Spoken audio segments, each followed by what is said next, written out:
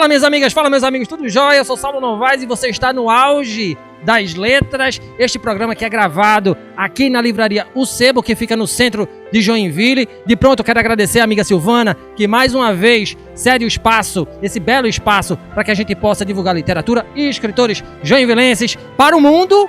E esse é o último episódio da temporada, a gente já tá com um gostinho de saudade, mas a gente contou belíssimas histórias, a gente trouxe muita gente bacana pra cá e dessa vez, para fechar com chave de ouro, a gente traz o amigo, escritor, professor, Ricardo Brunhago. Falei certo seu nome, né? Ricardo Brunhago, último episódio da temporada. Quero também agradecer a amiga Sara, que tá por aqui com a gente, Gabi, que tá com a gente, obrigado pela parceria, gente.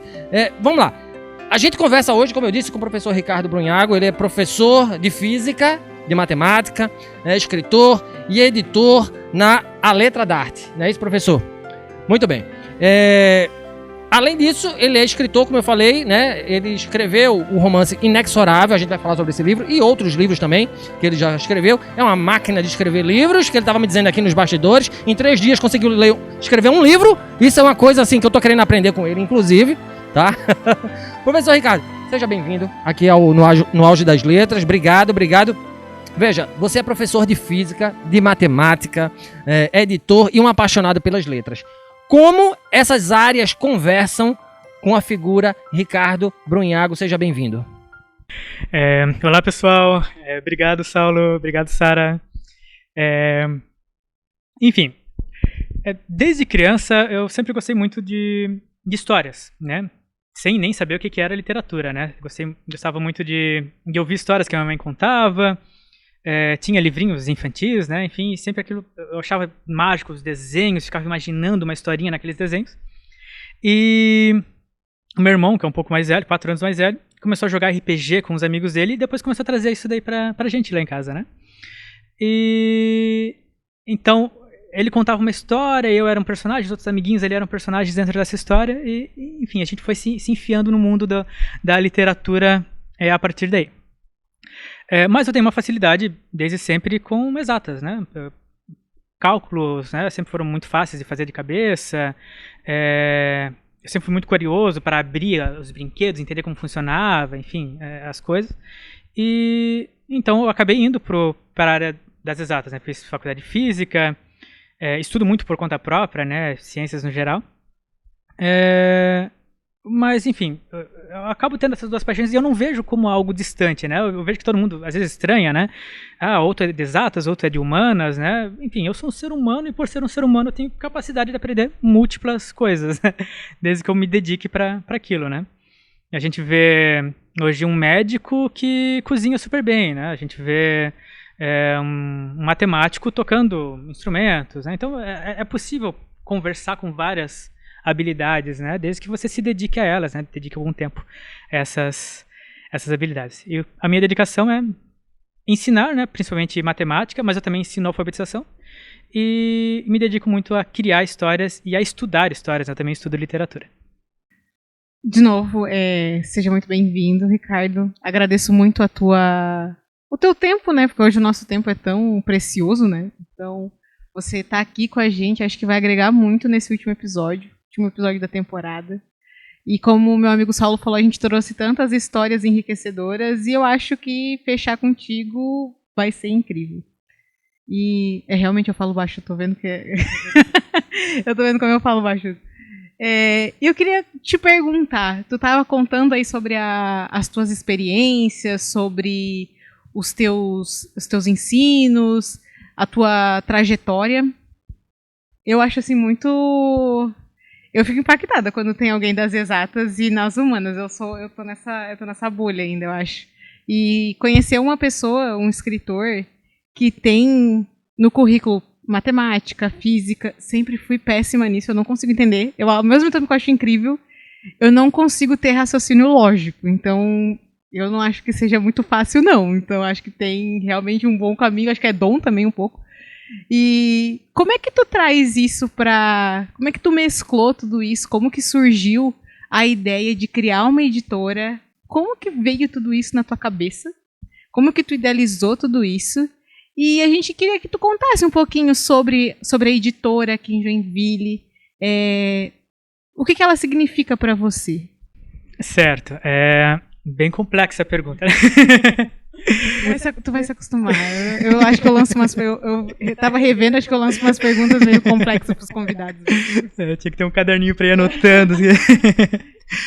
Tá. A editora, a Letra da Arte, ela surge, na verdade, com um outro projeto, que era de divulgar a literatura. Então, tinha um projeto semelhante ao de vocês, claro, né? Bem mais feito em casa e mal feito. O de vocês é excelente. Mas a ideia era conseguir levar a literatura para o público daqui de Joinville, né? A gente percebe que as pessoas daqui não conhecem os escritores daqui. E é muito interessante quando a gente pega... vê, né, vídeos ou até vai, né, visita outros locais, as pessoas gostam de falar dos seus escritores, né, falam, né, com orgulho, né, esse cara nasceu aqui, né, e tal. E aqui em Joinville a gente não tem isso, né, as pessoas normalmente, tirando quem é do meio das letras, né, da literatura, normalmente as pessoas não sabem quem são os escritores daqui, a menos que seja o vizinho, né, às vezes nem assim, né, às vezes o vizinho escreve e tu não sabe que o cara escreve. Então a minha ideia era essa. Mas por que veio essa ideia? Eu trabalhei 3 anos seguidos, né? E ainda, às vezes, faço brinco de trabalhar lá na Livraria Curitiba. E a gente via vários eventos de lançamento acontecendo e boa parte deles vinha somente os familiares, né? Eram lançamentos que vinha 5, 4 pessoas, né? Teve lançamento que não veio ninguém, né? E isso me deixava bastante... pensativo, né? Como, né? Como é possível, né? E depois eu comecei a conversar, né, com esses autores, né? E eles falavam, né, que era muito difícil publicar, mas mais difícil ainda era divulgar os livros. Então eu criei um projeto, quando eu saí da livraria, eu criei um projeto, que o nome era Letra da Arte, onde eu comecei a entrevistar esses escritores, divulgava também o máximo possível, né, o máximo possível de lugares que eu tinha algum alcance, né? E também divulgava os eventos de lançamento, enfim, né? A minha ideia era fazer com que mais gente conhecesse os escritores aqui e se interessasse, né, em comprar seus livros, né? Ou menos conhecer os livros. E foi assim, eu acho que eu fiquei com esse projeto por mais ou menos 1 ano. Mas como era um projeto completamente voluntário, eu não cobrava nada dos escritores e não ganhava nada e não tinha procurado nenhuma verba pública, nada para fazer isso, então não tinha como manter, né? Era muito trabalho para nenhum retorno, né? Era um retorno de gratificação, claro, né? Mas não era um retorno financeiro. Mas a ideia não morreu, né? Então essa ideia de tentar fomentar a literatura aqui continuou. E eu também queria publicar as minhas histórias. Então, conhecendo escritores e conhecendo editoras também daqui, eu fui fazendo orçamentos, fui vendo como era isso, como era aquilo, e fui descobrindo que, além de ser muito difícil a parte da divulgação, era muito difícil também a parte da publicação. Né? E isso aqui era um outro tempo, né? Antes da pandemia, apesar de ser tão pouco tempo, né? Antes da pandemia e depois da pandemia existe um mercado editorial completamente diferente. E antes da pandemia era tudo muito caro para tu produzir, não existia as mesmas facilidades gráficas, né? Para tu produzir um livro, né? Tu tinha que produzir em grandes quantidades. Ainda estava engatinhando, né? A questão de autopublicação. Então, era muito difícil conseguir fazer essa publicação e eu vi que eu não tinha condições financeiras para publicar um livro e a maioria das pessoas que eu conhecia não tinham, outros escritores também não tinham, né? Então, todo mundo, quem escrevia normalmente ou era, e publicava, né, ou era alguém que já tinha um bom poder aquisitivo ou utilizando, né, a verba do Sindec, né, enfim. Então, não era algo que era acessível a todo mundo, né? Então, essa ideia ficou pulsando dentro de mim até que quando veio a pandemia eu tive mais tempo livre, né, e decidi estudar como fazer o meu livro, né, tinha que ter algum meio de eu conseguir publicar sem a necessidade de pagar um dinheiro que eu não tenho. E eu fui descobrindo que tinha como fazer isso. E também nessa época foi surgindo outras possibilidades que não existiam antes, né? Então, não era culpa das editoras daqui que o processo era muito caro, era culpa de como era o mercado em si, né? E com isso eu fui descobrindo como fazer, me enfiei de cabeça nisso e montei a minha editora. Então o objetivo da minha editora é conseguir publicar um livro para alguém que com uma verba baixa, né? Claro que a gente não publica de graça, né? Mas ainda assim, eu sempre ficava imaginando eu na minha situação financeira naquele momento, né? Então, eu que quase não tinha nada, ganhava praticamente um salário mínimo, eu tinha que conseguir pelo menos publicar um livro por ano, com dinheiro que me sobra ali, talvez o 13º. Então, era isso que a gente colocou. Então, o plano mais baixo da nossa editora sempre foi que uma pessoa conseguisse publicar com o 13º. Claro que a gente faz também outras obras, né, mais caras, com ilustração, enfim, tudo mais. Que daí vai ser preços maiores, né? Mas o básico, né, do nosso pacote seria conseguir publicar sem muita renda, né, sem muito recurso. Certo. E como que tu vê aqui em Joinville o mercado editorial? Porque aqui em Joinville a gente vê, e com esse projeto também eu percebi muito que tem muito autor, tem muito escritor, só que ainda a literatura independente, qualquer coisa que tu for fazer independente é algo que tu dá um passo para trás, dá um para frente, 2 para trás, é assim, aos trancos e barrancos, mas a gente faz porque a gente gosta, porque a gente ama. Então acho que o independente ele traz muito essa força. E a gente vê como tem muitos autores bons, com histórias boas, com histórias que eles querem publicar. Só que a gente sabe que, como tu comentou, vai envolver um custo, vai envolver outras pessoas, trabalhos, às vezes até contatos, que eu acho que a literatura ela exige também isso de ti, os contatos certos. Então, como que tu vê aqui em Joinville, na nossa cidade, na nossa região, o mercado editorial? Tu acha que teve mudança? Tu acha que com a pandemia muita coisa mudou ou permanece o mesmo? E o que a gente pode fazer para melhorar cada vez mais? Para a gente conhecer outros autores e até conhecer outros nichos que a gente pode ser que a gente não sabe que a gente gosta porque a gente não dá aquela chance.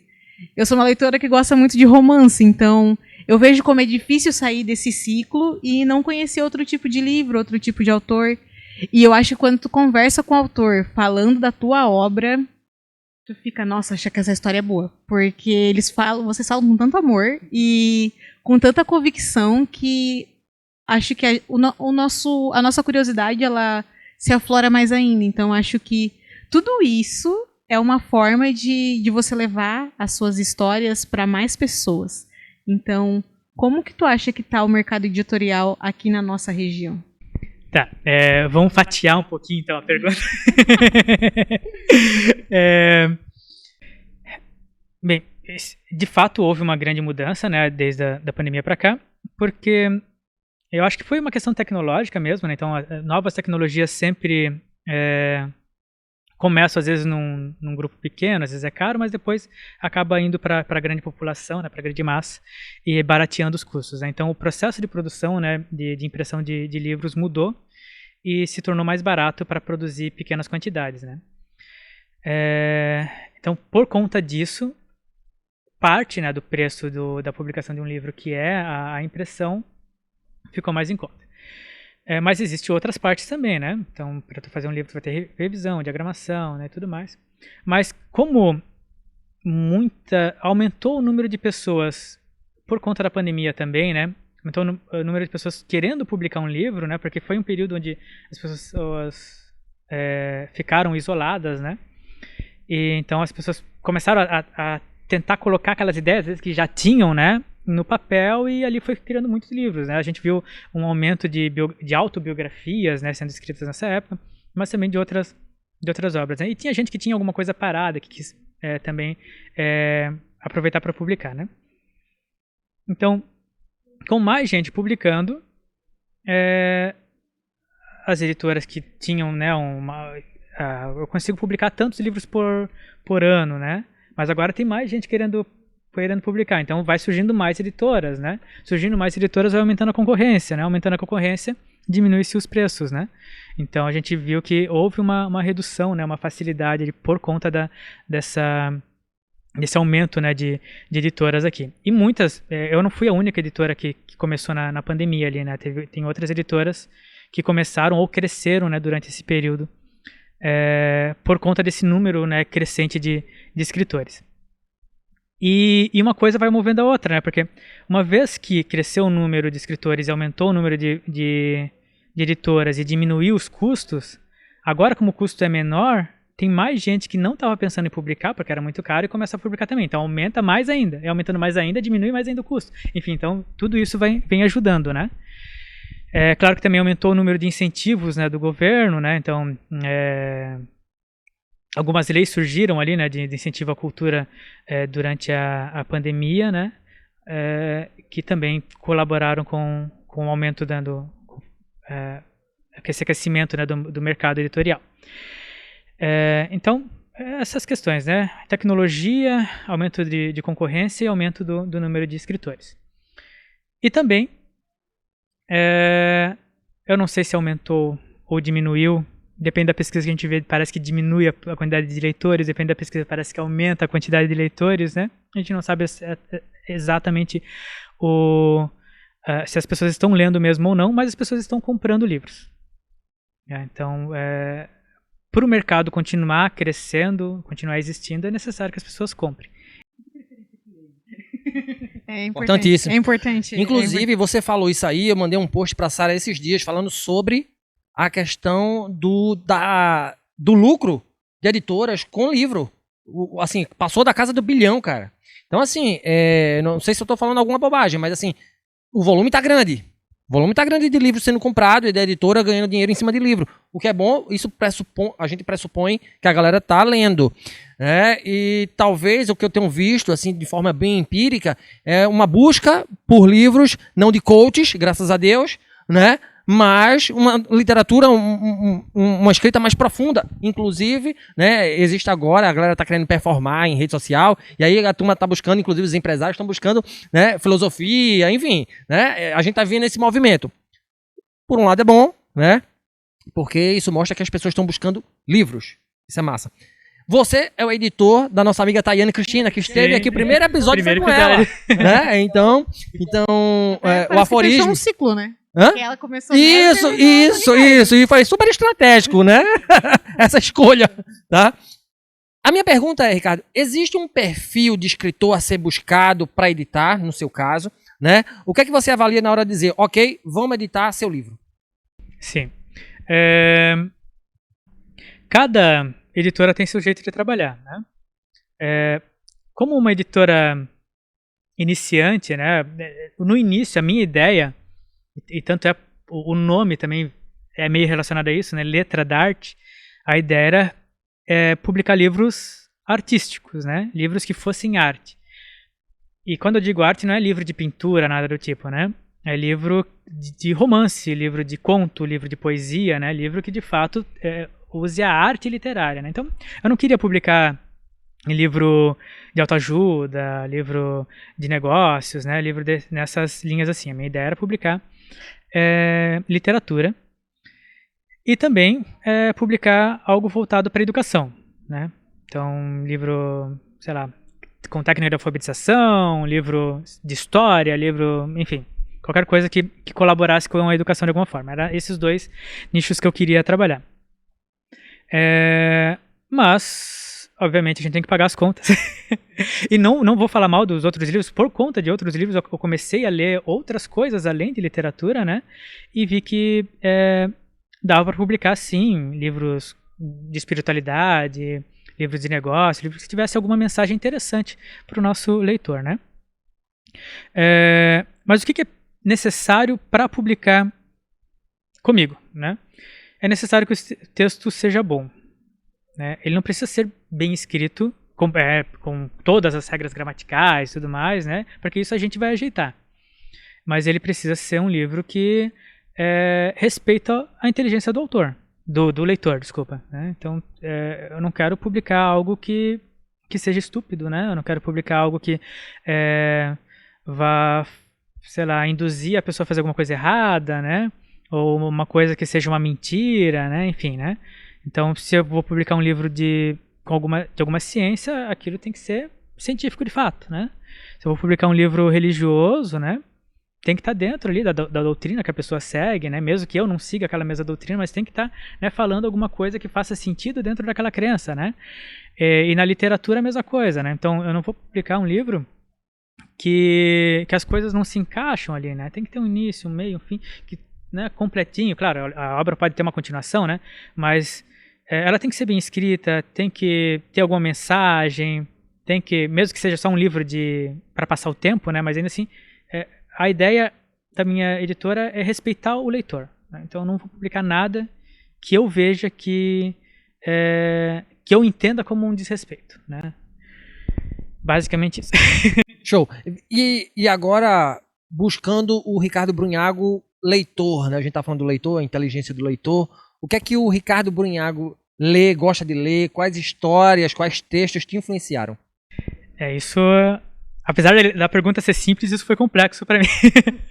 Porque, acho que como toda pessoa, né, costuma começar a ler com quadrinho, né, ou com aquelas historinhas, né, mais bobinhas, infantis.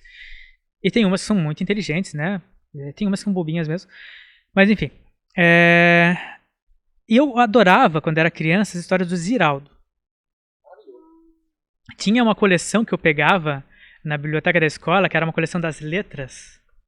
Nossa, eu adorava aquilo, cheio de referências à mitologia, a teatro, a outras artes, né? Era uma coisa fantástica aquilo, né? Eu ia pegando todas as letras, eu queria completar o alfabeto daquilo, né? Enfim. E eu gostava muito do H, né? O H, daí o personagem era o herói, não sei o que, né? Muito legal.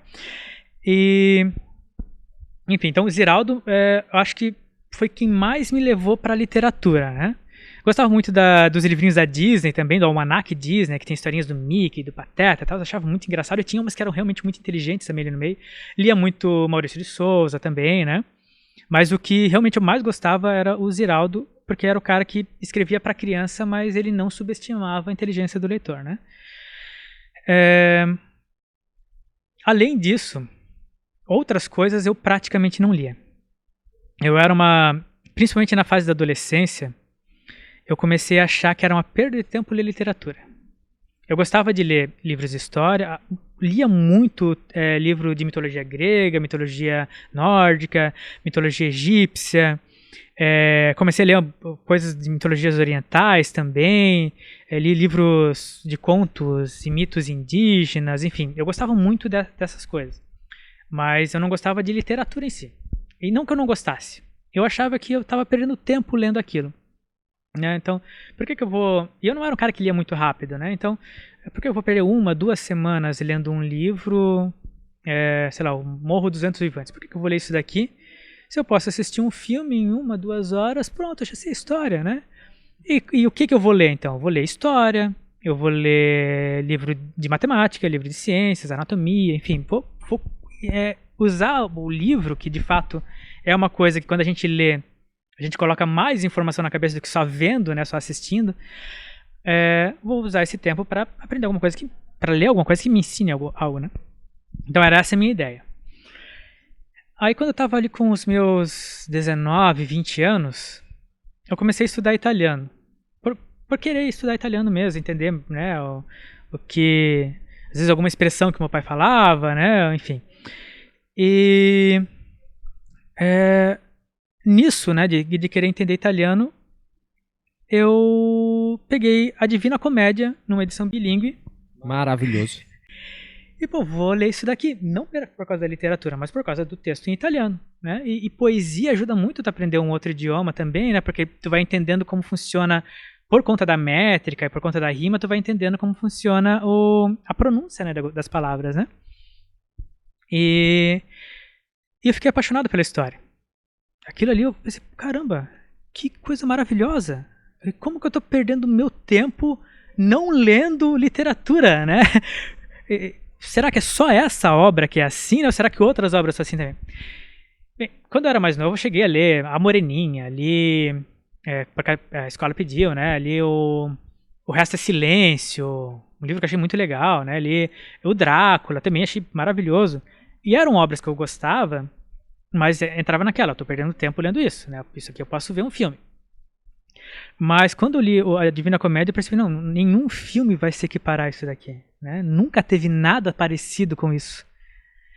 Isso a gente só encontra na literatura. E a partir daí eu comecei a pegar outras coisas, né? Peguei a Ilíada, a Odisseia, peguei Os Miseráveis do Machado... nada a ver. Do Victor Hugo. O Conde de Monte Cristo, enfim, comecei a devorar a literatura. E realmente não existe nada que se pareça com literatura. Só a literatura tem essa profundidade. Então, o que me fez entrar na literatura foram os clássicos. Normalmente, o processo é o contrário, né? Normalmente, tu lê umas coisas mais fáceis, né? Mais básicas, para depois, né? E querendo, né? Poxa, eu quero uma coisa mais, eu quero um negócio melhor. E tu vai até tu chegar, né? Em alguma obra mais profunda, mas eu acabei indo pelo contrário, mais por uma questão de personalidade minha mesmo. Mas hoje em dia, eu gosto de caçar, né, coisas novas também, né? Então, acabo encontrando livros recentes, não sou aquele cara que, não, só no passado existia coisa bem feita. Não, poxa, a gente tem muita coisa muito bem escrita hoje em dia também. E acabo lendo, né, acabo tendo alguns achados, né? Claro que o que passou pelo filtro do tempo acaba, né, é meio que se o cara escreveu esse livro há 500 anos e ainda hoje, né, existe, é porque ele deve ser bom, né? Enquanto que o livro agora, né, atual, tu não sabe se o cara vai ser bom ou não, porque tem um monte de coisa, né? Então, filtrar é um pouquinho mais difícil. Mas com o tempo fui aprendendo a filtrar, fui aprendendo a não comprar de cara. Eu lia a sinopse, abria o livro e falava, opa, isso aqui é bom, né? E assim a gente vai filtrando melhor. Que interessante te escutando falar. Eu acho, a minha percepção, né, te escutando, tu vai muito contra a maré, porque tu iniciou na literatura lendo coisas mais clássicas, e de fato, acho que o leitor, ele demora um pouco mais para chegar nesses livros mais clássicos, que é um pouco mais difícil de entender. E quando tu falou ali da literatura e da adaptação, dá pra fazer um corte nisso aí, porque dá pra até gerar burburinho na rede social, porque o que você prefere, uma adaptação ou livro? Sim. E realmente, eu acho que a adaptação ela nunca vai ser o livro, né? Nunca vai ser, até porque às vezes é humanamente impossível tu colocar um livro numa adaptação. Não tem como fazer isso, e eu acho que o que o livro mostra pra gente, e mais acho que a nossa criatividade, a nossa imaginação de estar criando o que tu tá lendo, acho que filme nenhum vai conseguir fazer isso. Por mais que é muito legal você ver ao vivo, a cores, aquela imagem do que você leu, e ver, nossa, realmente, eu pensei a mesma coisa que estão me mostrando. E eu achei muito interessante essa tua colocação. Esses dois pontos assim me chamaram muita atenção como foi de fato assim você entrar na literatura. E como você começou achando ali, não vou perder meu tempo com isso aqui, e no fim tu acabou se apaixonando por tudo isso. E você também é o autor de Inexorável, que é uma ficção juvenil, que tem como pano de fundo a viagem no tempo. Eu gosto muito disso, de livros com viagem no tempo, porque eu sempre fico muito intrigada. E eu sempre me dá bastante raiva, porque às vezes eu fico, eu tô aonde? Eu tô no passado, eu tô no futuro, o que quer me falar, o que quer me mostrar? Então eu queria que tu contasse assim pra gente um pouquinho sobre esse livro, como que foi teu processo criativo, o que tu espera com esse livro, e o que a gente, como leitor, vai encontrar nesse livro, o que essa história quer nos mostrar. Então, Inexorável é esse livro aqui. Ele foi o primeiro livro que eu escrevi, como romance, o primeiro que eu publiquei, mas ele não foi o primeiro que eu publiquei. Apesar de ter escrito ele primeiro, eu publiquei primeiro o Insônia, que é esse daqui. Que dele já é uma ficção científica adulta. Mas vamos falar do Inexorável primeiro. Na época que eu escrevi o Inexorável, eu era um cara que gostava muito de concursos literários. Eu gostava muito de sofrer, na verdade, né? De ficar mandando, ficar naquela expectativa, né? E depois que eu mandava, eu ia reler, né, o que eu tinha escrito e, putz, capaz que eu tive coragem de mandar isso, né? E eu mandava muito, muito mesmo. Até teve um microconto que foi uma provocação que eu fiz a mim mesmo, que foi para o 10º concurso Maximiano Campos de Literatura. Ele é um concurso com... podia se inscrever escritores do mundo inteiro, né? Mas tinha que... Esse é de Recife, né? Eu acho que é Recife, né? Maximiano Campos, inclusive, é parente, salvo engano, do Eduardo Campos. Ele é pai do Isso. Foi, né? Ele... Parecido. Ambos, né? Então, Maximiano Campos tinha esse concurso literário, né? Que foi... Acho que é uma instituição que fez e tal. E no 10º concurso eu participei. Aí tinha edição de conto e de microconto. E no microconto lá estava no edital que podia até 1.500 caracteres. E eu fiquei contando 1.500 caracteres, contando com espaços, tudo. É um texto muito pequeno, claro. Mas não me parecia pequeno o suficiente para dizer que é micro, né? Parecia um conto curtíssimo, mas não micro, né? Micro eu acho que é uma coisa que eu vejo no microscópio. E então vou escrever menor. Vou fazer o microconto ter no máximo 150. Tirei um zero do que podia, né? E escrevi um texto que tinha 148 caracteres. Aí eu fiquei em 5º lugar nesse concurso. E isso me deu um incentivo maior aí para... Eu tava quase... Ele era o último concurso assim, que eu ia participar. Assim. Eu tinha mandado já para um monte de coisa, para vários lugares, né? Teve uns concursos que eu achava que tinha alguma marmelada, tinha uns que realmente eram concursos mais sérios. Mas eu já estava meio cansado assim, de ficar mandando texto para concurso, né? Eu pensei, esse vai ser o último, vou fazer uma brincadeira ainda comigo mesmo, fiz para zoar e fiquei em 5º lugar. O texto foi publicado numa revista. E ficou por lá mesmo, né? Disseram que ia me mandar 10 exemplares, nunca me mandaram. Se tem alguém vendo aí, me mande. Isso me deu uma fomentação maior de eu decidir participar de mais um concurso. Então eu participei de um concurso, se eu não me engano, era do barco a vapor, mas eu posso estar completamente enganado, né? Porque eu realmente mandava texto para um monte de concurso. E nesse concurso de literatura juvenil, tinha ali, né, umas coisas que, né, uns critérios que tinha que satisfazer, né, para mandar para o concurso. E eu fiquei pensando numa história que se encaixasse dentro da proposta do concurso. E eu fiquei sabendo do concurso era final de dezembro e tu tinha que mandar até final de janeiro. Então, beleza, né, fiquei criando na cabeça uma história. Criei algumas histórias na cabeça, nada se encaixava, nada era muito legal. Até que faltando uns 15 dias, eu criei o Inexorável. Não tinha esse título ainda, né? Mas eu queria, eu vou fazer uma história de um menino que viaja no tempo e com essa viagem no tempo ele vai conhecendo algumas coisas. Era mais ou menos essa ideia.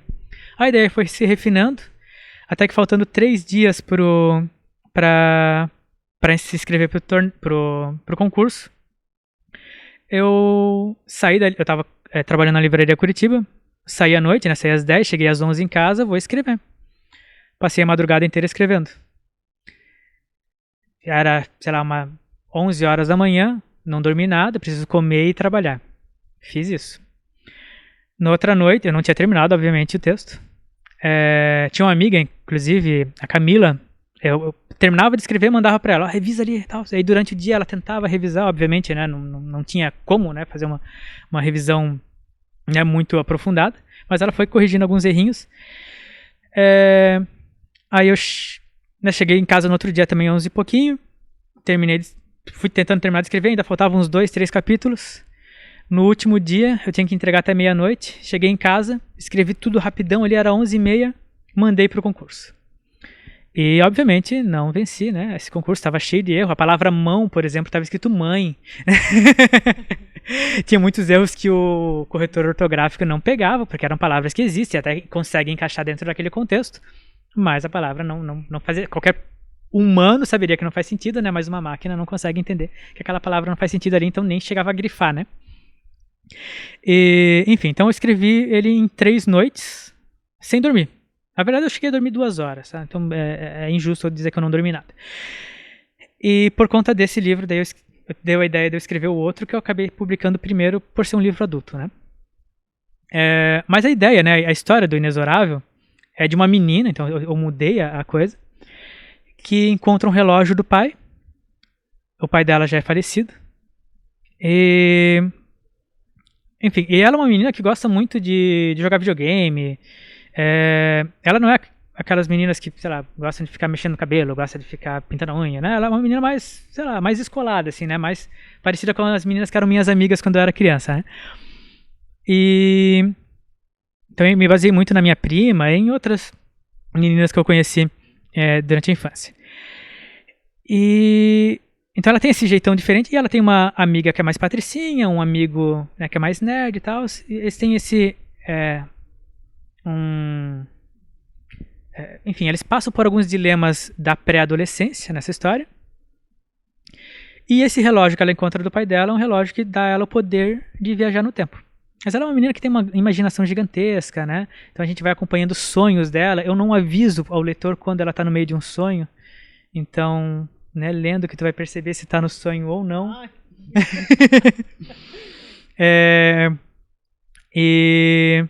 Enfim, ela vai estudando como funciona esse relógio, vai trabalhando com o relógio e vai fazendo coisas que crianças fazem com o relógio, né? O que tu faria se tu pudesse viajar no tempo se tu fosse uma criança? Tu vai usar o relógio para colar na prova, né?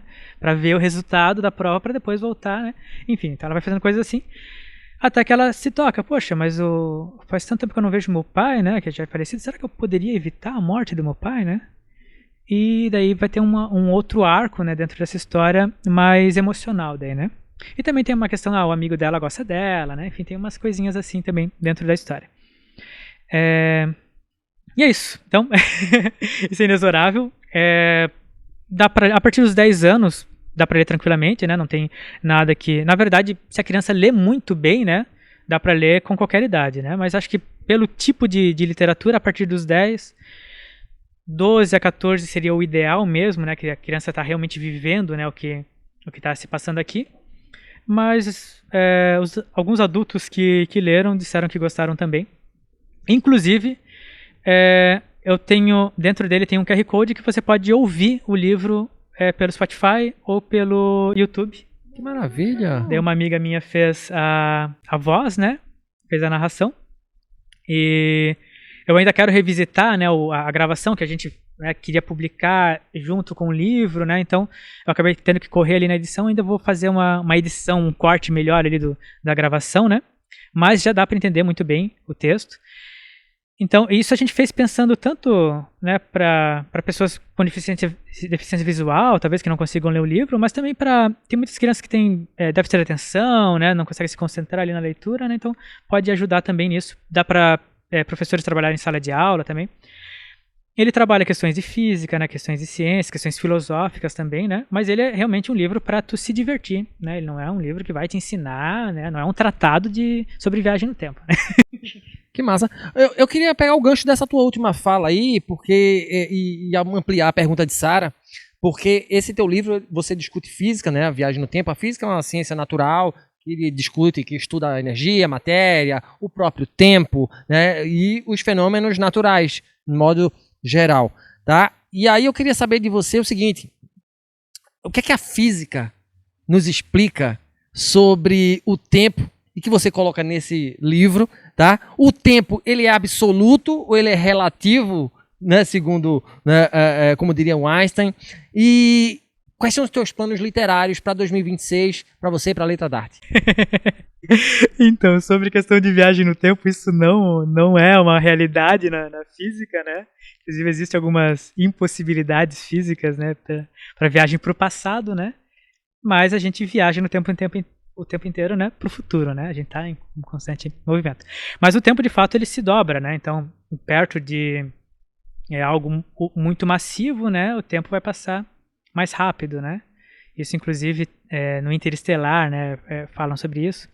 Mas a questão de viajar no tempo com uma máquina, assim, isso daí é só especulação e diversão mesmo, né? É possível ou não? No futuro? Vai saber, né? Enfim, não dá pra dizer que algo é impossível até que se comprove impossível, né? E até uma comprovação de algo talvez seja, né, depois... enfim, depois alguém acaba descobrindo que dá, então vai que dá, né? Mas eu acho, com o conhecimento que a gente tem hoje, não é possível. É tudo brincadeira mesmo, né? Mas pro futuro dá, né? A gente consegue acelerar o tempo. Inclusive, só de você estar viajando, né, a determinada velocidade, tu já tá indo, né, microsegundos ali, passando um pouquinho mais rápido, né? Então sei lá, tu tem um irmão gêmeo aqui na Terra, tu vai viajar para o espaço, quando tu volta, tu tá um pouquinho mais novo, né, que o teu irmão, né? Ou mais velho. Agora me perdi. Mas enfim, não quero falar sobre isso. Mas o futuro também é algo onde a gente coloca nossos planos, né? E a Letra da Arte vem crescendo, né? A gente vem ocupando mais espaços aqui em Joinville. A ideia é que logo a gente tenha um espaço só nosso na Feira do Livro, que agora vai ser festival, né? Enfim. Mas tudo isso com o tempo, né? Tudo isso exige investimentos, né? Exige tempo, exige estudo, né? Maior. Mas eu sempre sou muito pé no chão, né? Não seria aquele cara que consegue fazer um grande investimento e ganhar milhões investindo em alguma coisa. Eu sou aquele cara que vai investindo devagar, né? Dei um passo, agora estou firme, pronto, agora eu vou dar o próximo passo, né? Então, a gente vem crescendo de forma orgânica. Os escritores nossos costumam fazer propaganda da gente e com a propaganda de outros escritores a gente vai crescendo. Daqui a pouco, né, e já acontece, leitores de livros nossos também acabam indicando. Alguns leitores se tornam nossos escritores. Alguns amigos desses leitores se tornam nossos escritores porque a gente preza por fazer um trabalho bem feito, né? Então a gente não vai dar nenhum passo maior do que a perna e vai indo passo a passo assim. Então logo a gente vai ter mais gente trabalhando conosco, né? Hoje em dia é eu que faço a edição, a revisão do livro, a diagramação, né? E tem o Igor, que é o capista, né? Hoje em dia só nós dois fazemos os trabalhos. E, eventualmente a gente contrata para algum livro específico alguma outra pessoa, né? De acordo com a necessidade do livro, né? Mas na editora mesmo somos em 2, né? E a gente pretende crescer, pretende ter alguém trabalhando com marketing, pretende ter alguém trabalhando com vendas, né? Mas por enquanto nós somos apenas prestadores de serviço, né? Nós não somos aquela editora que vende os livros, nós somos editoras que faz os livros para o autor vender, né? Que é o que as editoras daqui de Joinville fazem, né? Muito show, muito show. Valeu. Sara, tem mais alguma pergunta, meu amigo? Eu tenho uma curiosidade, na verdade. E eu gosto de perguntar isso para todos os autores, porque eu acho muito interessante na parte criativa. Como que funciona pra ti a criação de uma história? Tipo, peguei alguma coisa e a partir de alguma coisa que eu vi, ou ouvi, ou li, eu vou desenvolver uma história. Porque esses dias eu tava lendo um livro. Esses dias não. No começo da semana eu tava lendo um livro e a personagem, ela era escritora. E ela falava muitas vezes que os personagens falavam com ela. O personagem veio, falou isso comigo, aí não estava se encaixando, a gente trocou, sei lá, uma profissão, digamos assim. E isso eu acho muito doido, porque quando eu tô lendo o personagem do livro pra mim, é como se fosse parte da minha família, ele existe, ele é carne e osso, ele tá, tipo, na casa dele, eu tô na minha, só que eu tô lendo a história dele. Eu tenho muito essa sensação que aquela pessoa do livro vai aparecer na minha frente e a gente vai tricotar a história inteira. E quando eu escuto o autor falando assim, quando vocês criam algum personagem, uma história, como que o personagem chega pra falar com vocês, assim, porque eu sempre acho que eu entro numa espiral da loucura, mas acho que vocês também, vendo assim muito de fora. Aí eu queria... É uma curiosidade mesmo, como que funciona isso pra ti, toda essa criação de uma história, da onde que vem, o que tu pensou? Eu não... Sei lá, eu não paro pra pensar de onde que vem as histórias pra mim, porque isso é uma coisa natural, assim. Desde antes de saber escrever, eu já jogava RPG, né? Então eu já tinha que interpretar um personagem dentro de uma história que o meu irmão contava. E depois eu me tornei o narrador também dessas histórias, né? Foi crescendo e foi narrando ali pros amigos. E então a gente tinha que criar histórias muito rapidamente e improvisar também o tempo todo, porque, né, os outros jogadores ali estavam sempre fazendo algo que eu não esperava que eles fizessem, então a gente tinha que trabalhar muito com improviso, né? Então a interpretação, o improviso e a sorte também, né? Porque joga dados, enfim, né? Então isso foi sempre uma coisa muito natural para mim. Mas como que vem essa... Hoje em dia, claro, minhas histórias não são focadas em fantasia, eu nem escrevo fantasia, né? eu escrevo mais, enfim, outras coisas, ficção científica, que também, né, flerta ali com fantasia, mas eu escrevo também, enfim, coisas mais voltadas para questões sociais também, né, esse tipo de coisa. Bem, quando eu escrevo um livro de ficção científica, a ideia vem de algo da ciência. Algo que me chamou a atenção, né? Então, poxa, eu fiquei curioso para saber como funciona a mente humana em tal situação. Poxa, eu vou estudar um monte isso, né? Eu fico focado, estudo aquilo, poxa, isso aqui dá uma história, hein? E eu faço essas histórias, e essas histórias eu vou fazendo,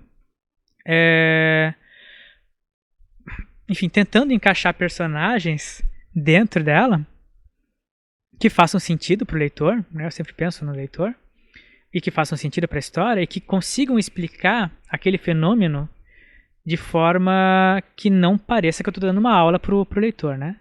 Mas enfim, da onde que vem, né? Na ficção científica vem de coisas de ciência normal, curiosas, né? Então, normalmente eu não escrevo sobre algo que eu acho banal, né? Algo muito simples, né? Eu costumo escrever sobre algo que me chamou a atenção de alguma forma.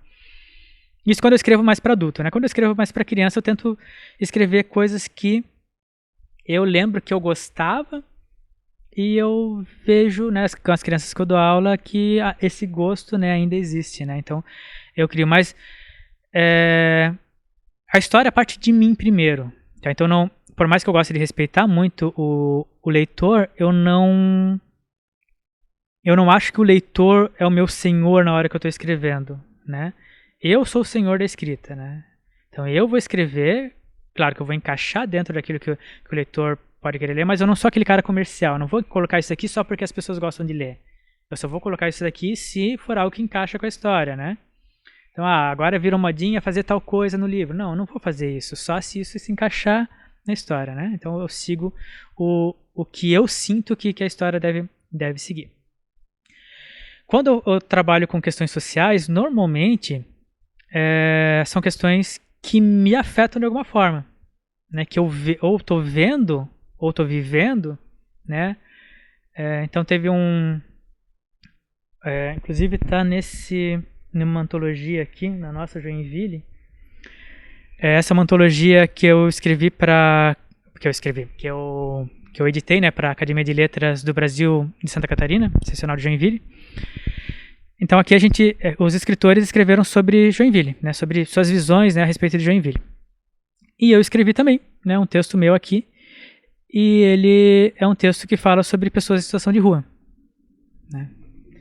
Então, se eu vejo uma coisa que me chama a atenção, eu tento entendê-la e tento explorá-la, né, de uma forma literária, né, para mostrar para o público, e também porque é uma coisa que vai surgindo em mim.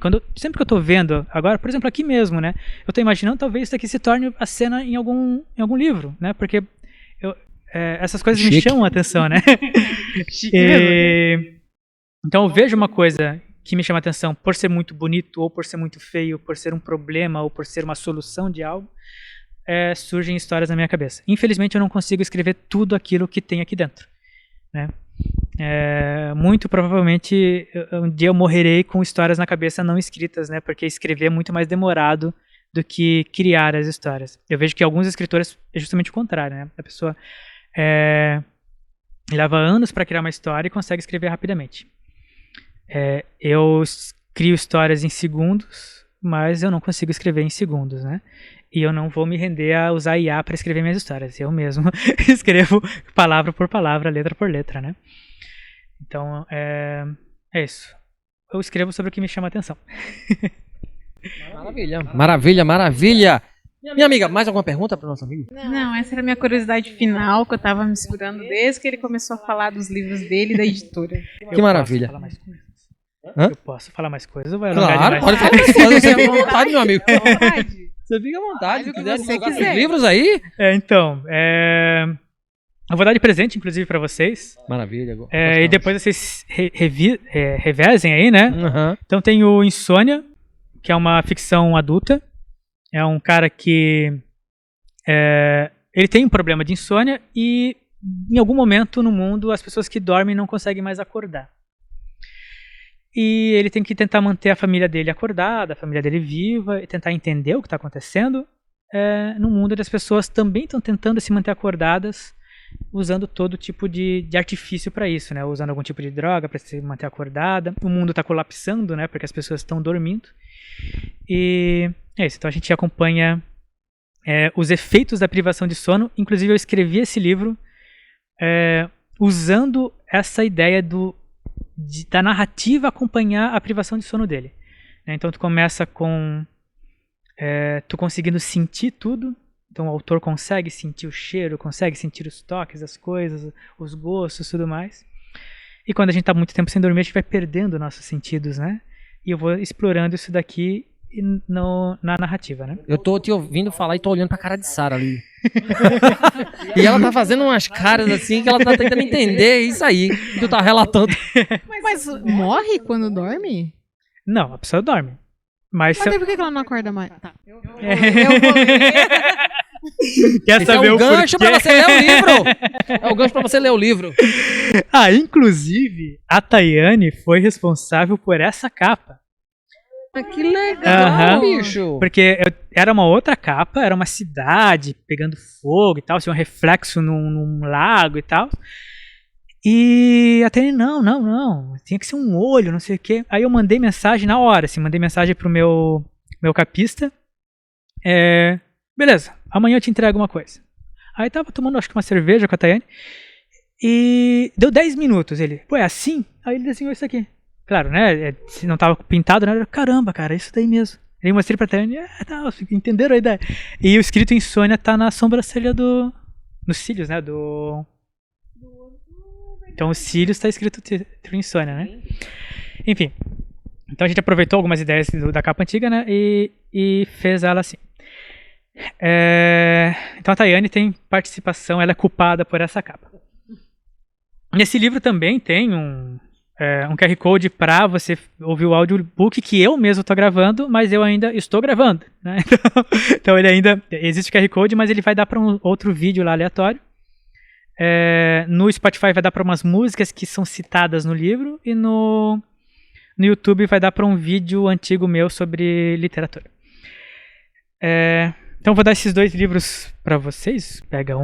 Que legal. Depois a gente tira 0 e 1 aqui pra o ímpar pra ver quem Beleza. fica com qual. E depois você vê. Eu quero ler primeiro Insônia, porque Show. me deixou intrigada. Porque como é que tu... Show. Tá, mas aí tu dorme, mas tu sente as coisas que tá acontecendo? Ele não vai falar nada. Que coisa. Já É pra falei você demais. ler o livro. Ai. É pra você ler o Eu livro. vou te mandar coisa na DM. Pode mandar. Eu vou ficar bem... Ela vai te Inclusive- perturbar, hein, cara. eu já tô perturbo. dizendo. Inclusive, Eu já deixo eu bem sou um claro. autor que gosta de críticas destrutivas, tá? Então todo mundo fala, faz uma crítica construtiva, né? Não, nada de crítica construtiva. Eu quero que tu destrua o meu livro, tá? Fala mal dele, mas destrua com carinho, né? Fala mal com argumentos, né? Poxa, não, eu acho que aqui, poxa, isso aqui não combina, porque acho que isso aqui... Porque isso aí que vai fazer eu crescer, né? Se só ficar elogiando, aí não adianta nada, né? Não cresço com elogios, né? Posso mostrar mais coisas? Fica à vontade, meu amigo. Eu ainda tô pensando no livro. Deixa eu já dar aqui pra ela ali, pra ela já ir seria olhando. É muito intrigante. Eu não sei se... Eu não sei se tem mais perguntas a respeito, porque eu queria falar sobre formas das pessoas conseguirem publicar hoje em dia, né? Então, Ai, muito por importante. favor, por como é que as favor. pessoas publicam Sinta-se hoje? à vontade. de que formas as pessoas publicam? Beleza. Então, basicamente, tu tem mais caminhos, tá? Mas eu vou falar de 4 caminhos da publicação. A primeira delas, né, que é o que qualquer pessoa que não tenha recurso para fazer uma publicação, né, através de uma editora, pode publicar, pode se autopublicar. Então, hoje em dia tem plataformas, né? Tem o Clube de Autores, tem a própria Amazon, né? Enfim, tem infinitos sites aí que tu vai conseguir publicar seu próprio livro. O grande pró disso é porque você, em quase a totalidade dessas plataformas, tu não gasta nada, né? Então tu pega teu texto, coloca lá, tu vai perder um tempinho ali fazendo a diagramação dentro da ferramenta deles, né? Tu vai ter que fazer a capa também, né? Enfim. Mas tu coloca lá e pronto, tu não gastou dinheiro, gastou tempo, talvez gastou dinheiro, claro, com energia, com internet, mas não gastou dinheiro, né, pagando ali alguém para fazer isso. Então esse é o grande pró, né? E aquela própria plataforma que vai fazer a venda do livro e tu vai ganhar um percentual ali da venda. Existem alguns contras também, né? Qual que são os problemas disso? O principal, né, o que a gente mais vê é que uma vez que não passa por revisão, o texto vai estar cheio de erros, né? Mas poxa, eu nem ligo para gramática, né? Qual que é o problema de ter um monte de erro, né? A questão é que existem erros que realmente são, né, a pessoa lê e são imperceptíveis, mas existem erros que fazem com que tu não consiga entender o que está escrito, né? Então, os livros precisam de revisão, né? É fundamental, eu diria. Fundamental. Mas, é uma possibilidade, né? Então, hoje em dia, se tu quer publicar, tu publica. Não tem por que não publicar. Se tu tem acesso à internet, então se tu tá vendo esse vídeo, provavelmente você tem acesso à internet. E se você tem acesso à internet, você consegue fazer uma publicação, né? Existem métodos mais antigos, né? Como tu imprimir a folha, né? Tipo cordel e tudo mais, né? Mas, enfim, isso eu respeito muito, eu acho um negócio extremamente válido, né? Inclusive, em Joinville eu já vi gente vendendo livros assim no semáforo, faz muito tempo que eu não vejo, mas antigamente eu via bastante. E eu acho muito bacana também, né? Outra forma de publicação é através de concursos literários, né? Que é o que eu falei antes, né? O pró normalmente é porque tu não vai gastar nada, a menos que tenha uma taxa de inscrição. O contra é que é como ganhar na Mega Sena, né? Então, alguém vai ganhar, obviamente, né? Mas mesmo que o teu livro seja muito bem escrito, não necessariamente ele vai cair nas graças de todos os jurados ali, né? Para conseguir ganhar e ser publicado, né? Depois entram as outras formas de publicação, né? Tem uma que é a que as pessoas mais conhecem e é a mais impossível, né? É mais difícil, né, para um autor iniciante, que é aquela publicação clássica, né, onde a editora vai te contratar, né, vai te pagar para comprar os direitos para publicar o teu livro, né? Então isso é o que a gente vê em filmes, né, em séries, tudo mais, né? E normalmente quem sonha em ser escritor sonha nisso, né? Pô, vou ter um contrato aqui com uma editora, né? Eu vou aí durante uma crise, né, de um processo criativo eu vou lá para Paris e lá em Paris eu vou ter uma grande ideia de como escrever meu livro, tudo isso bancado pela minha editora, né? Muito novela do Manuel Carlos, inclusive, né?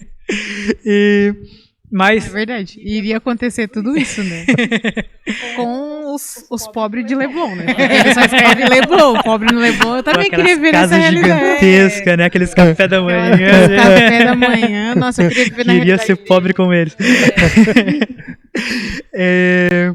Mas enfim, então, essa é uma forma que existe, mas quem consegue isso é quem já é famoso, né? A editora não contrata ninguém que é desconhecido, né? Então isso não existe para quem... Não importa se o teu texto pode ser o melhor do mundo, tu não vai ser contratado por uma editora, porque a editora não vai gastar o dinheiro dela, apostar em você, sendo que você não vende o livro por ser conhecido, né? Então, sei lá, se um ator, um youtuber, qualquer de pessoas que tem milhões de seguidores, publicar um livro, mesmo que não seja bom, vai ter alguma editora publicando esse livro, né? Porque sabe que vai vender. Agora você pode escrever Os Miseráveis 2 e não vai vender o teu livro, né, para uma editora grande, porque eles não te conhecem, né? Bem, e qual que seria o que eu considero hoje, e claro, né, puxando sardinha para o meu lado, né, mas o que eu considero hoje a melhor forma de se publicar é através de uma editora prestadora de serviço, né, porque o teu livro vai ser revisado, vai ser diagramado de forma correta, né, vai ter um especialista que vai criar a capa, né, vai passar por todas as etapas, né, vai ser feita o registro da obra, tudo mais, tudo certinho também, né, enfim. Então, tu não vai ter que fazer coisas das quais tu não tem o conhecimento, né? Ah, mas eu sou designer, eu mesmo conseguiria fazer a diagramação, digamos assim. Tá, mas de qualquer jeito tu vai precisar contratar um revisor, né? Tu pode fazer tudo sozinho também, tu não precisa contratar uma editora para fazer, né? Mas se tu contratar todos os serviços, né? Contratar um diagramador, contratar um revisor, contratar um capista, tu vai ver que no final tu pagou o que tu pagaria para uma editora ou mais, tá? Fazendo tudo separado, né? É claro que se tu for contratar uma editora, tu tem que ver o que a editora está se propondo a fazer e pega livros dessa editora, né? Leia livros dessa editora, né? Dá uma olhada, folheia, né? Vai nas livrarias e tudo mais. Vê se os livros delas correspondem àquilo que você quer para o seu livro, né? Então, a editora está oferecendo isso, ela faz isso, beleza. Então, eu posso confiar. A editora está oferecendo isso, mas quando eu vejo o livro, poxa, mas esse livro aqui não tem revisão, né? E os caras estão cobrando por uma revisão, né? Então, a gente vê muito disso, né? Eu fiz algumas segundas edições de alguns livros que já tinham sido publicados por essas editoras de internet, assim, né? Que, na verdade, elas eram só gráficas, né? Elas pegavam o texto cru do autor, mandavam ali para a gráfica e não faziam nada, nenhum trabalho em cima dele, né? Então, eu repaginei alguns livros que foram feitos dessa forma. Então, a escolha, né, da editora é muito importante, né? Hoje em dia, as editoras aqui de Joinville fazem trabalhos excelentes, né? Então, você faz ali o orçamento, vê, né, se elas trabalham ali do jeito que você quer e escolhe alguma que, com certeza, você vai ter um livro muito bonito. Em média, quanto é que custa? Aí cada editora vai ter seu preço e quando eu vou falar um preço aqui, alguém vai assistir daqui a 10 anos, o preço vai estar totalmente defasado, tá? Mas o que eu faço, né, como eu tinha comentado lá no começo, a ideia é que com o salário mínimo tu consiga publicar um livro. Né? Mas vai ser um livro, né, mais simples, né? Então se quer que a ilustração dentro do livro, que a impressão colorida, que a capa dura, tudo isso vai custando mais, né? Tem gente que vai querer, né? Obviamente, porque consegue pagar, mas existem escritores, né, que fazem algumas estratégias para conseguir bancar isso, né? Às vezes a pessoa não tem esse dinheiro disponível para pagar, mesmo um salário mínimo para algumas pessoas é muito dinheiro, né? E às vezes o que tu quer não é aquilo, né? Tu quer algo a mais, né? Tu não quer só o básico, né? É claro que o básico é muito bom. Esses livros aqui, né, que eu dei para vocês, é o que seria o nosso pacote mais básico, tá? Mas tu quer algo a mais do que isso, né? Existe campanha de financiamento coletivo, né? Inclusive o Mikael está aqui assistindo na plateia e ele está fazendo uma campanha de financiamento coletivo para o livro dele. Primeiras contas, dá uma olhadinha no perfil da editora, que de vez em quando a gente posta alguma coisa lá. Aí depois você vai entrar no perfil dele. Tem campanha, além de financiamento coletivo, a gente pode fazer campanha de pré-venda também, ou às vezes as duas coisas a gente faz junto, né? Um financiamento coletivo com pré-venda, né? Existem editais públicos também, né? Sindec, enfim, tem alguns editais aí de incentivo à cultura que é possível ali tu mandar, né? Existe, claro, toda uma burocracia, não é uma coisa divertida, né? E não chega para todo mundo, mas é uma possibilidade. E, enfim, né? Então, normalmente é isso, né? Ou campanha de financiamento coletivo, ou pré-venda, né, ou algum edital público vai te ajudar aí a arrecadar esse dinheiro para publicação, né. Mas eu tenho um outro projeto, que a gente já lançou 2 livros nele, que é o Clube Letra da Arte. Deixa eu pegar aqui os 2 livros que nós lançamos. O primeiro deles foi o Figos na Mochila, e o segundo é O Que Me Falta. Então esses 2 livros, eles foram feitos com essa ideia do Clube Letra da Arte. O que é isso? A gente pega, né, a editora pega o texto, né, desses autores. Se a gente considera que o texto corresponde a um nosso padrão de exigência de qualidade, né, então tem que ser um texto que eu realmente acho muito bom, que vale a pena eu apostar nele. Né? Então, nesse Clube Letra da Arte, a gente vai fazer um processo que é semelhante, não é igual, mas é semelhante ao das grandes editoras. O autor não vai precisar pagar para a publicação. Tá? O que está se encaixando aqui é somente romances. Tá? E quando eu digo romance, não é romance romântico, né? Amorzinho, não.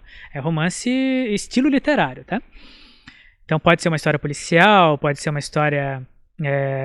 Pode até mesmo ser ficção científica, desde que seja uma ficção científica em formato de romance, né? E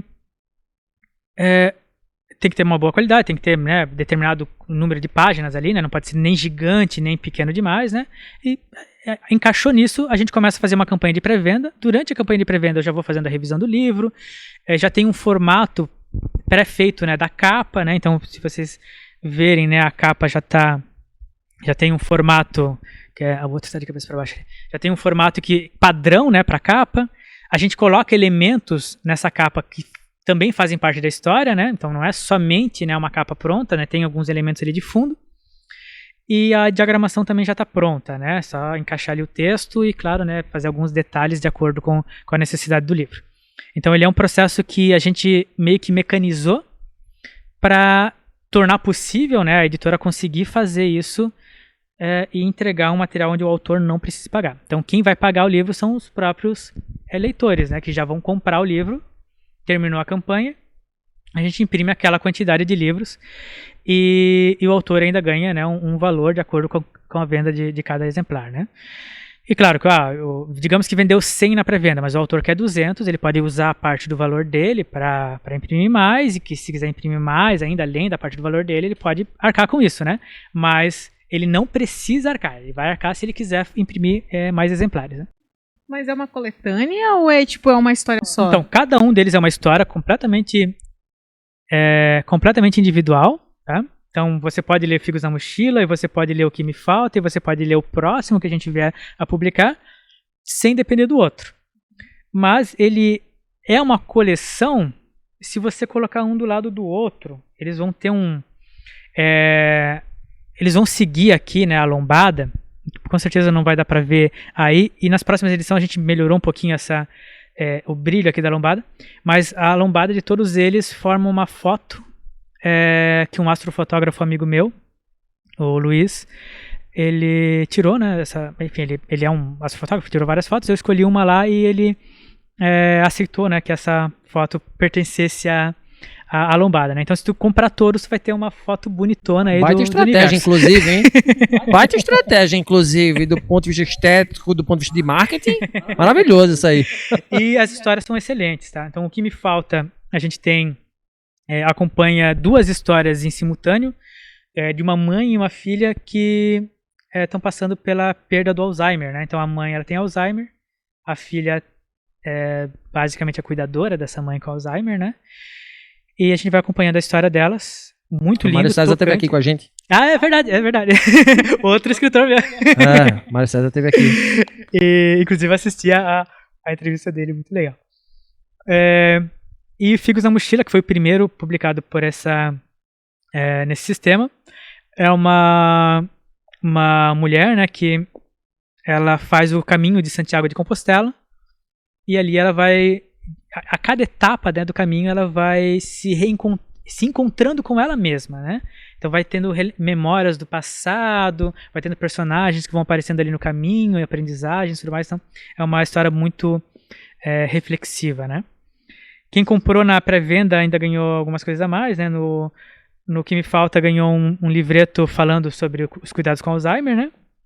E quem comprou o Figos na Mochila na pré-venda ganhou um certificado, né, de conclusão ali do caminho de Santiago de Compostela da personagem protagonista do livro.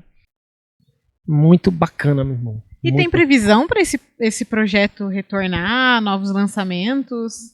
Ano passado a gente não publicou nenhum nesse formato.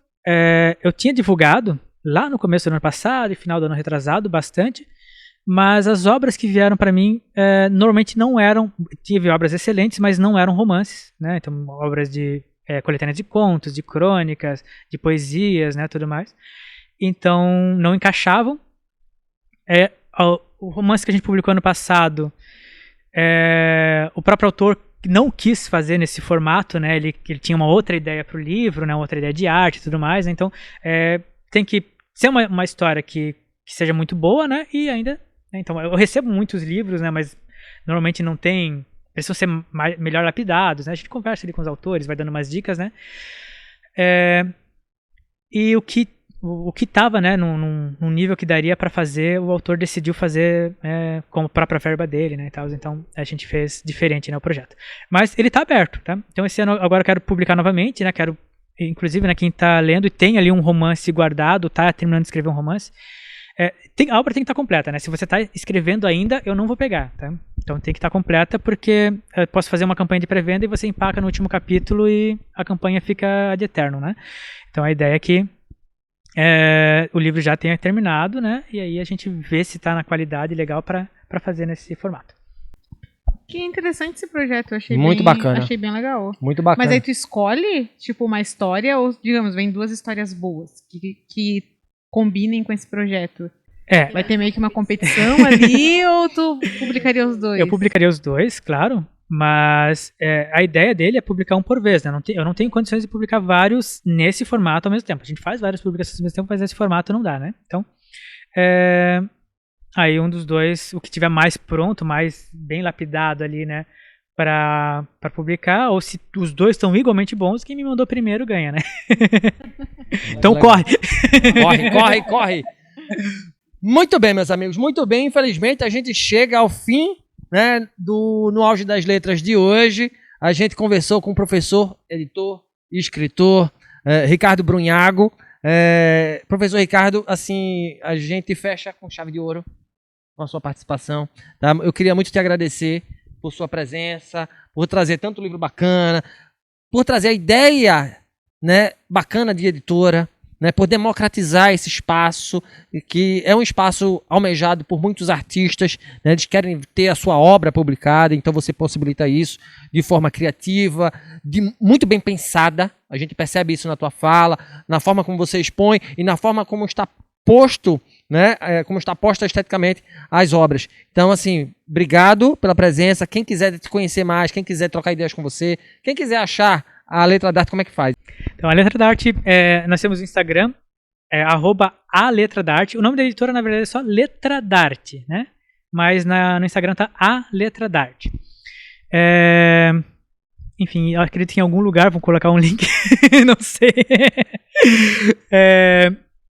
No Facebook tá Letra da Arte. Esse Darte, ele é escrito com um D, né? Um risquinho em cima. Arte, né? Tipo D Arte. Pode me procurar também, Ricardo Luiz Brunhago. Vai encontrar também tanto no Facebook quanto no Instagram. Nos nossos livros nós temos também QR Code que leva ali para as páginas da letra e também leva para um site que a gente está de vez em quando remodelando ali, né? Mas você vai conhecer melhor a editora pelo Instagram. Maravilha, obrigado pela participação, tá, mestre? Eu que agradeço, obrigado por esse espaço. Vocês são incríveis, gostei muito do projeto, espero que ele continue. Esse foi o último. Estamos conversando. Já a gente vai debater sobre isso. Foi o último da temporada, mas eu espero que tenha muito mais temporadas aí, né? Tomara. Sara, minha amiga, eu queria muito te agradecer publicamente, assim, a gente que pavimentou essa amizade, a gente que alinhou muita coisa junto, assim, de forma muito harmônica, tá? Eu queria muito te agradecer por dividir esse espaço aqui com a gente. Eu sei que você gosta muito de livro, então a tua escolha foi super estratégica também, pela potência que você é, pela potência da tua fala, da tua voz, não só aqui nesse espaço, mas também nas redes, né? Eu sei que a tua voz é volumosa, tá? E você influencia muita gente positivamente, incentivando a leitura, então eu quero muito te agradecer publicamente aqui pela tua presença. Obrigado, tá? Eu que te agradeço. Esse projeto foi muito incrível, eu conheci muita gente legal, muita gente inspiradora. Acho que é isso, esse projeto, inspiração e a gente levar para esse mundo todas as letras e todas as livros, histórias, pensamentos para esse Brasil, para esse mundo afora, e ainda acho que a gente tem que sempre estar fomentando a leitura, a incentivar a galera a ler, a escrever, a publicar suas histórias. Às vezes você pode mudar a vida de alguém publicando suas histórias. E já aproveito para agradecer a tua presença aqui, Ricardo. Tu me deixou muito intrigada com esse livro. Cara. Enquanto tá falando, eu tô pensando no livro. Tô ainda... Ai, meu Deus. Acho que eu vou te perturbar um pouco no teu Instagram. Eu sou daquela leitura que perturba o autor. Só que eu acho que isso é muito bom. É um ponto muito positivo. Leitores pode façam isso. Que eu gosto. Perturbar, eu acho que eles gostam. Mas eu quero te agradecer pelo teu tempo, por você ter vindo até aqui, ter nos presenteado assim, com toda a tua trajetória, a tua história. E eu desejo assim, tudo de mais maravilhoso na trajetória da editora também, que eu acho que a tua editora ela faz a diferença sim, que ela continue descobrindo autores fantásticos, como a Tayane que teve aqui. E então, eu acho que você é um pilar de que acredita naquele autor. Que às vezes a gente tem medo, tem vergonha de publicar o que a gente escreve, porque eu acho que o que a gente escreve é algo tão íntimo porque tá na tua cabeça e faz sentido na tua cabeça. Agora o outro ler se torna um desafio, né? Algo desafiador para nossa vida. E eu acho que uma editora que priorize o autor independente, uma editora assim, que ela é pequena ainda, mas que eu tenho certeza que ela vai crescer muito e que ela nunca vai perder essa essência de contribuir para esse tipo de autor. Pro autor que escreve as suas histórias, quer publicar suas histórias e quer vender seu livro. Então, eu acho muito admirável o teu projeto e espero que você continue, que você não pare e que você continue trazendo autores tão incríveis quanto pra gente aqui em Joinville, na região, e que desponte esse Brasil todo. Muito obrigado. Que vocês continuem, né, com essa trajetória, que vocês são divulgadores incríveis, né? Tô conhecendo, inclusive, enfim, né, os autores que vocês trouxeram já são conhecidos meus, né? Mas sempre tem detalhes que a gente não conhece deles, né? Mas para quem não é desse mundo, né? Vocês fazem um trabalho excelente, né? Que é levar essa literatura, né? Para quem não é do meio, né? Isso é fantástico. Pois é. Assim, é missão, né? É missão. Minha amiga Sara, quem quiser te encontrar, como é que faz, hein? Vocês podem me encontrar no meu Instagram de livros, theblackbook.sl, ou no meu Instagram pessoal, sara.lopesm. Eu tô mais presente no meu Instagram de livros, porque ultimamente eu tenho lido muita coisa, tenho surtado todos os dias. E acho que eu vou surtar mais um pouquinho com esse livro. Volto a dizer, gente, vocês vão ser obrigados a ler Insônia pra gente debater no meu Instagram. Eu acho que eu vou fazer um quadro só contigo, porque falando do livro. Porque eu não consigo parar de pensar como que a pessoa dorme e não morre e tá onde? Fica aí a dica pra ler o livro, minha amiga. Fica a dica pra ler o livro. É isso que tá me pegando muito. Mas enfim, vocês podem me encontrar nessas duas redes. A gente pode debater várias coisas, dúvidas que vocês tiverem também. E trocar figurinha de livros aí afora que vocês leem. E é isso. Show. Eu quero também agradecer a amiga Gabi, né, que vem de Barra Velha, de Erechim, Barra Velha para o mundo. Tá certo? Escritora, alto caos na veia, tem uns poemas belíssimos. E eu quero muito agradecer pela parceria do projeto. A gente também pavimentou uma amizade aqui e tenho certeza que a gente vai levar isso para mais longe, tá, Gabi? Obrigado de verdade. Quem quiser seguir a Gabi, né, @gabriele.didoné lá no Instagram, autocaos também no Instagram, @autocaos_, tá? Sigam as redes da minha amiga Gabi. O No Auge das Letras termina por aqui. O Papo no Auge segue seu fluxo. Temporada 2026 tá só começando. A gente já vai começar, né, a 7ª temporada do nosso podcast, que faz divulgação científica. Então você continue acompanhando aí o Papo no Auge. Lembrando que esse projeto ele é patrocinado, ele é financiado com recursos públicos da Política Nacional de Blanc. É dinheiro público injetado diretamente na cultura de alto valor. A gente traz escritores joinvilenses, realça a cultura local, a gente incentiva a leitura, a gente fomenta o desenvolvimento de negócios locais. Então isso está dentro do escopo do projeto e eu fico muito feliz, honrado, primeiro por estar entre amigos, amigas, e segundo porque a gente incentiva a leitura e desenvolve o negócio local, sobretudo o negócio local de livros. Então isso é muito importante. Então eu quero muito agradecer a você que acompanhou a gente. A gente tá com um projeto de voltar na 2ª temporada. Vamos discutir isso aí, né? E mais uma vez, obrigado. Segue a gente lá no @Papo no Auge. E como eu disse, o Papo no Auge segue seu fluxo. A gente fica por aqui, um grande abraço. E bora ler, galera, porque leitura salva vidas. Não é papo de coach, certo? Então, vamos ler. Valeu, obrigado.